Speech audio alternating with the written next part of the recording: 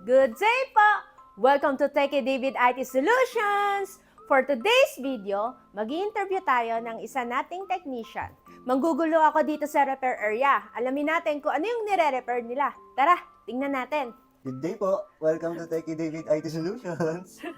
So, Sir Benji, anong repair natin for today? So, ito MacBook A2338 ang model, no? Ang issue nito is naghahang siya kapag sinign in mo dito mismo sa may account. So, kung mapapansin mo dito, isa-sign in natin yung account ni client. Tapos, mag-i-stack lang siya dyan sa loading bar. So, pag mga gantong problem kasi, marami siyang branch. It's either hardware or software. So, pag magto-troubleshoot ka kasi ng MacBook, step by step talaga dapat. Kasi, pagdating kasi sa MacBook, masaya lang siya. Kumpara sa mga ibang laptop sa hardware. Mapapansin mo yung software niya, nagloloko. For example, nag-i-stuck sa logo, or naghahang like ganyan, or mabagal yung response ng mouse. Naka-encounter kayo na ganitong problema, punta na lang kayo sa Techie David IT Solutions. Hinihintay mo? Message us now! See you!